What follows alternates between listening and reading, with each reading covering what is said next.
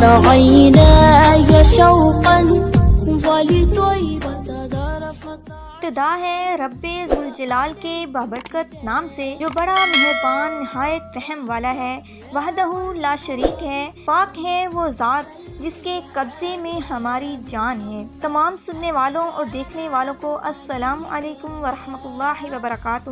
آج میں جو موضوع سخن آپ کے گوش نظر کرنا چاہتی ہوں اس کا عنوان ہے آخرت کی فکر. ہم نے رب کے حکموں کو توڑا، ہم نے پرواہ ہی نہیں کی. ہم سمجھے دنیا میں آئے ہیں تو ہماری دنیا ہے، آوارہ ہوں، خواہشات نفس کے مطابق زندگی گزاریں. آنکھیں بے حیائی میں لگی رہیں، سوچیں آوارگی میں لگی رہیں، کان نغمے سنتے رہے، زباں جھوٹ بکتی رہی. ظلم و جبر کا بازار گرم رکھا، عصمتیں عزتیں پامال کرتا رہا، لوگوں کا مال لوٹتا رہا، حق غصب کرتا رہا، کلیجہ دل چیرتا رہا، زخمی کرتا رہا، لوگوں کے جذبات سے کھیلتا رہا. پرواہ ہی نہیں کی کہ دنیا ہے، امتحان گاہ ہے، چند دنوں کے لیے آئے ہیں، اللہ کے حضور پیش ہونا ہے، عملوں کا حساب ہونا ہے. اب جب وہ دیکھیں گے کہ ہمارے ساتھ کیا ہونے والا ہے، ان کے چہرے پہلے ہی بگڑ جائیں گے کہ گمان کریں گے کہ ان کی ریڑھ کی ہڈی توڑ دی جائے گی. ایسے عذاب آئیں گے جس طرح کہ کسی کی ریڑھ کی ہڈی ٹوٹ جائے تو اس کا چہرہ شگفتہ گلاب تو نہیں ہوتا، اس کا چہرہ تو کس قدر مرجھایا ہوتا ہے. تو اللہ ارشاد فرماتا ہے اس طرح ان کے چہرے ہوں گے. ابھی عذاب آیا نہیں ہے لیکن چہرے پہلے ہی اترے ہوئے ہوں گے، اور جب عذاب کی بھٹی میں ڈالے جائیں گے، اللہ اکبر، اور وہ سخت عذاب. حضور علیہ الصلاۃ والسلام نے جبرائیل امی سے پوچھا مجھے جہنم کے عذابوں کا ذکر سناؤ. عرض کی حضور علیہ الصلاۃ والسلام سب سے ہلکے عذاب کی کہانی سناتا ہوں، اور وہ یہ کہ جہنمی کے پاؤں میں آگ کا جوتا رکھا جائے گا، باقی پورا بدن اس کا سلامت ہوگا. یہ سب سے ہلکے عذاب کی کیفیت ہے. اللہ اکبر، استغفر اللہ، لا حول ولا قوت الا باللہ. اب پاؤں میں آگ کا جوتا ہوگا، شدت گرمی کی شدت اتنی ہوگی کہ دماغ پگھل کے ناک اور کانوں کے راستے سے باہر آ جائے گا. پاؤں میں رکھے ہوئے جوتے کی گرمی دماغ کو ایسے چیر دے گی کہ وہ پگھل جائے گا اور ناک اور کانوں کے راستے سے باہر آ جائے گا. اللہ اکبر، اللہ اکبر. تو اللہ کے عذاب کے خوف سے چہرے بگڑ جائیں گے، حالت سلامت نہیں رہے گی. یہ بات ذہن میں رکھیں کہ اللہ جس کو جہنم میں ڈالے گا اس کو اس کی صورت میں نہیں ڈالے گا. یہ محمدی صورت ہے، یہ محمدی صورت ہے. یہ شکل اس کی چھین لی جائے گی اور اس کی شکل بڑی کر دی جائے گی. اللہ اکبر. اس کا ایک ایک دانت احد پہاڑ جتنا ہوگا. احد پہاڑ کا پھیلاؤ 15 کلومیٹر پہ ہے. 15 کلومیٹر کا ایک دانت اور 32 دانت ہوں گے تو منہ کتنا بڑا ہوگا. اللہ اکبر، اللہ اکبر. اس کو اتنا بڑا اس لیے کیا جائے گا تاکہ وہ عذاب کی تکلیف زیادہ سہے. 70 گز موٹی کھال ہوگی اور کھال جل جائے گی. تو اللہ قرآن میں فرماتا ہے ہم نئی کھال دے دیں گے. استغفر اللہ، اللہ اکبر. چیخے گا، چلائے گا، ہائے مجھے پانی دو، پانی دو، پیاس کی شدت ہے. 70 سال تک اس کی آواز ہی نہیں سنے گا کوئی. 70 سال کے بعد داروغائے جہنم چیخ کر کہے گا کیا مانگتا ہے؟ وہ بولے گا مجھے پانی دو. کہا جائے گا تمہیں ابھی پانی ملتا ہے.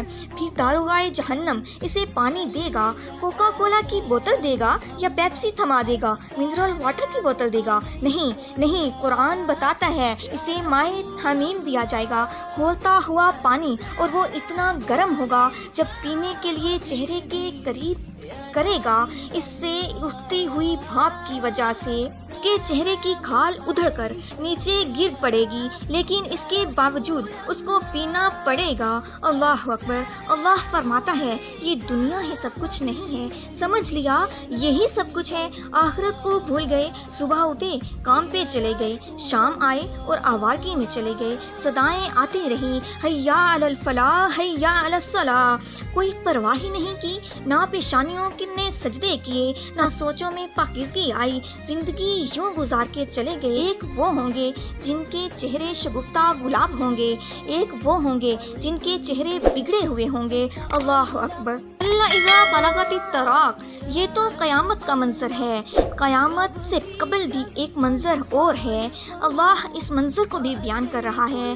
اللہ اذا بلغت التراق، کہا ہاں جب جان گلے کو پہنچ جائے گی، اے انسان تیرے اوپر وہ گھڑی بھی آنے والی ہے، وہ قیامت، وہ وقت بھی آنے والا ہے جب سانس اس ہنسلے میں اٹک جائے گا، جب سینے سے بھی سانس اوپر چلی جائے گی، ڈاکٹر بھی لا علاج قرار دے رہے ہیں، اب علاج نہیں رہا ہے، جان بس اب نکلنا چاہ رہی ہے، اور کہا جائے گا کوئی جھاڑو پھونک والا بلاؤ، اب ڈاکٹروں نے تو جواب دے دیا ہے، اب سانس اٹک گئی گلے میں، چند لمحوں کے مہمان ہیں، اب گھر والے روتے ہیں، کہتے ہیں کوئی جھاڑو پھونک والا لاؤ، کوئی دم والا لاؤ، فظن انہ الفراق، اللہ فرماتا ہے یہ تو جھاڑ پھونک والے کو ڈھونڈ رہے ہیں، لیکن جس کی سانس یہاں اٹکی ہے وہ سمجھ گیا ہے اب موت آ گئی ہے، اس کو یقین ہو گیا کہ اب موت کے لمحے آ گئے ہیں، اب میں بچ نہیں پاؤں گا، اب آنکھیں تارے لگی ہوئی ہیں، پنڈلی پہ پنڈلی چڑھ گئی ہے، جب موت آ جاتی ہے تو پھر پنڈلی سے پنڈلی لپٹ جاتی ہے، وہ پھر جدا کرتے ہیں، وہ جدا کر کے دونوں انگوٹھے باندھ دیتے ہیں، اللہ وہ منظر بیان کرتا ہے۔ صاحب وہ وقت آنے والا ہے جب دونوں انگوٹھے باندھ دیے جائیں گے، جب ناک میں روئی ٹھونس دی جائے گی، جب سفید لباس میں کفن دیا جائے گا، جب غسال کے سامنے بے بس پڑے ہوں گے، وہ چاہے یہ بازو اٹھائے یا وہ بازو اٹھائے، گرم پانی ڈالے یا سرد پانی ڈالے، بس پڑے ہوں گے غسل دینے والوں کے، اور ناک میں روئی ہوگی اور دونوں انگوٹھے آپس میں بندھے ہوں گے۔ یہ محل، یہ کوٹھیاں، یہ بنگلے جس کو سرے شام حلال حرام کی تمیز کیے بغیر بنایا تھا، غوث اعظم بولے مکان بنا رہا ہے بسیں گے اور حساب تو جا کے دے گا۔ اللہ اکبر۔ اللہ پوچھے گا تیری جوانی گزری کہاں ہے، تیری زندگی گزری کہاں ہے؟ اگر کوئی جواب نہ ہوا تو کیا جواب دے گا؟ اور وہ کتنا خوش نصیب ہوگا جو کہے گا مالک میری جوانی سجدوں میں گزری، میری جوانی قیام میں گزری، میری جوانی رکوع میں گزری۔ میرے حضور فرماتے ہیں 7 اشخاص ایسے ہیں قیامت کے دن جب کوئی سایہ نہیں ہوگا، اللہ ان کے ساتوں کو اپنے عرش کا سایہ دے گا۔ ان میں سے دوسرا شخص جو دوسرے نمبر والا شخص ہے، میرے حضور علیہ الصلوۃ والسلام نے فرمایا جوانی جس کی جوانی عبادت میں گزری، جوانوں اپنی جوانی کو مالک کی دہلیز پہ لے آؤ، جوانی وہی ہے جو مالک کی چوکھٹ پہ گزری، اپنے دل کا تعلق جوڑو، عشق کرنا ہے تو پھر آمنہ کے لال سے کرو، محبت کا رشتہ ان سے جوڑو، تعلق کا ربط ان سے قائم کرو، جوانی کو دین کی راہ پہ ڈالو۔ اللہ اکبر۔ سنو میرے حضور کا فرمان، ان حبیب اللہ، میں اللہ کا حبیب ہوں۔ پھر فرمایا اشاء طائب حبیب اللہ، جو جوانی میں توبہ کرے وہ بھی اللہ کا حبیب ہے۔ آؤ اللہ کے حبیب بن جاؤ، اللہ کے حبیب بن جاؤ، اللہ کے حبیب بن جاؤ، اللہ کے قلب بالحق تألق وبغاره تألق يبكي يسقل